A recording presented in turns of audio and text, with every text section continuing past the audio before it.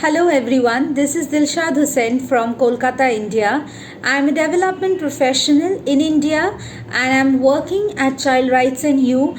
in the capacity of a senior executive in the Volunteer Action Department. Today, in front of all of you, I am going to present my paper, The RTE and the Politics of Education Amidst a Global Pandemic, an Exploration and its Understandings. Before I go on presenting my paper, I would like to mention that the views expressed in this paper are solely of the author and it does not reflect that of the organization in any manner. My paper would primarily focus on the Right to Education Act 2009, doing a critical analysis of the act and how in COVID-19 pandemic, how it has affected the state of West Bengal, with the already present digital divide in the country, how that digital divide has got widened and whether democratic institutions like the education system of India, does it actually allow for the democratic distribution of knowledge. So to begin with, I would first like to state a little about the Right to Education Act. According to the report of the National Sample Survey Office, 32 million children of age up to 13 years have never attended any school in India as of 2014, with the majority of them belonging to the socially disadvantaged class. This pushes us to think about the necessity of free primary education to children.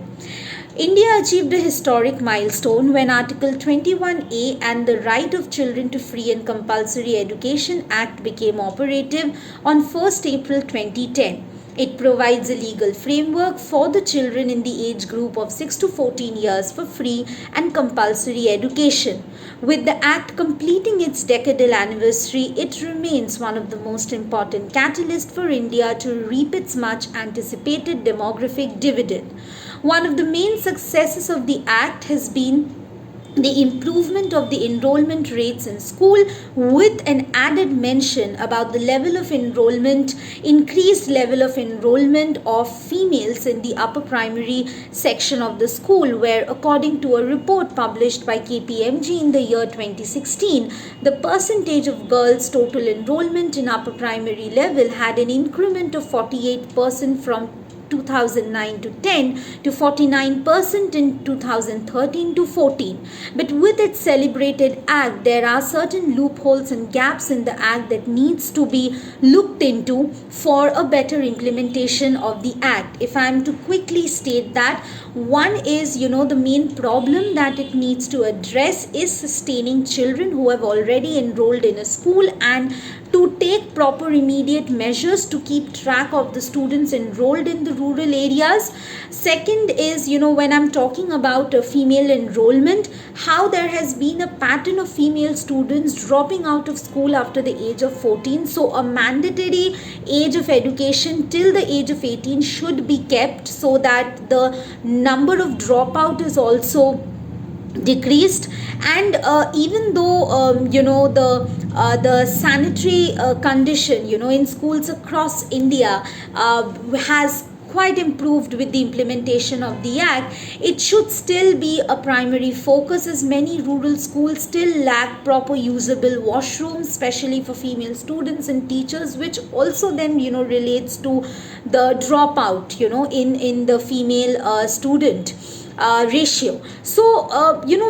with the success or with the loopholes of the RT Act, how was that act perceived in the context of West Bengal? In West Bengal, it was only in 2012 that any steps to implement the RT Act was taken by the government, which started with setting up a panel known as the Right to Education Protection Authority in the year 2012, which then got changed into the State Commission for Protection of Child Rights. Now, though in West Bengal the annual dropout rate has decreased from 3.3% to 1.5%, which has been one of the significant aspects of what the act has been able to bring to West Bengal, the state has a long way to go in ensuring that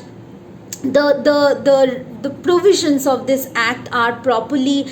implemented in the state, because many schools in West Bengal, they suffer from major infrastructural lack, in the rural areas, like those of proper classroom. There are administrative discrepancies in the functioning of the school, with respect to midday meals, with respect to sustenance of the children in the school. So these were already the problems that were occurring, but within the light of COVID-19 pandemic, all of that deepened, all of that increased, and according to UNICEF, for example, the COVID-19 pandemic has battered education system, where it has, in India in itself, over 1.5 million school closed because of the pandemic, affecting 286 million children from pre-primary to secondary levels, and that is how deep the problem is. The state's education sector, like others, went through a severe downfall during the COVID-19 pandemic. Many students feared discontinuation of their education because of the lack of, the equipment which were there. Though the reports from NGOs like Pratham, Asar, in the month of October 2020, it showed that, there was a surge in buying smartphones, but still, the equipment like e-learning, high-speed internet, a proper smartphone, it is still not accessible to millions of, children from the underserved communities in West Bengal. But even with all the economic reform policies, with the state West Bengal government, promising laptop, promising e-materials to the children, why aren't these economic reforms getting implemented? Because they have always leaned on hyper digitalization. They have always worked on innovating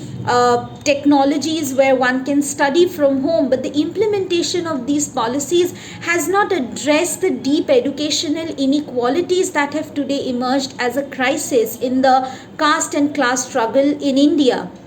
The scope of e-learning is enormous, and it can help realize the potential of each student. But if the Indian education system is really aiming to transit to online learning, it must emphasize policies that bridge the digital divide and move the country closer to achieving sustainable development goals. Private schools in India had less of a challenge transitioning to online learning, since the more affluent student population is more likely to have consistent internet access and mobile devices. But government institutions, in comparison, they lack similar access to e-learning situation. Students who attend government funded schools are more likely to experience at homes, inconsistent electricity, poor internet connection, or inhospitable housing conditions that prohibit online learning. So the differences in operation between the two institutional groups will result in students receiving different education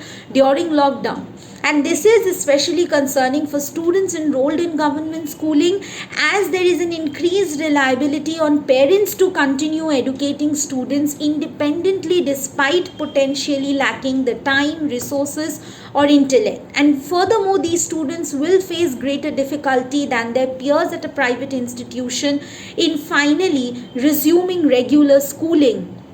after a long gap. And the digital divide, hence, in India is challenging the nation's current educational methods across its entire student body. But in these cases, when we see all these reforms taking place, the quick thoughts that come to my mind, that what can be done, when I focus on the state of West Bengal, is that an increased financial stimulus for education is necessary, at the center and the state level, to allow greater access to online resources for children who might not have. This way, schools can rely and distribute their own digital resources and not always depend on the state. Addressing the healthcare issues or the prices also has a direct impact on education, because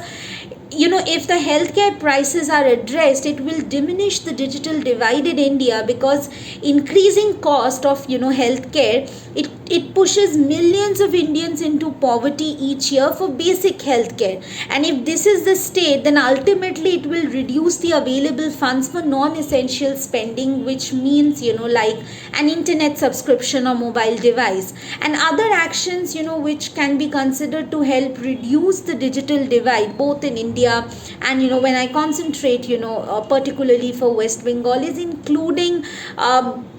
is giving a vocational training, is giving a computer science and a STEM learning in schools to increase the digital literacy, expanding broadband connectivity to rural villages, and increasing funding for already existing programs, whether it is of the state, or whether it is for well known center projects like the Digital India project. Attracting the government attention to the indispensability of internet access is crucial. When I consider the education system and the pandemic right now in the rural areas, where ensuring uninterrupted internet service for more of the population would not only help in combating what the pandemic is already bringing to the plate, which is a more misery and more disaster, but it would also ensure a national development forward, while ensuring India's most vulnerable populations are not left behind as it is so this was my small view on the current education system in India, specifically what is happening in West Bengal. Though these problems might look very they might have a very small outlook when it comes to a government's attention, but these are deep rooted problems which needs to be addressed in a more uniform manner and in a more planned manner. So this was my short and take. I hope you liked it. Please do send in your comments or suggestions, and since this is a research that I am currently working on, so I would love to hear from all of you. Thank you so much.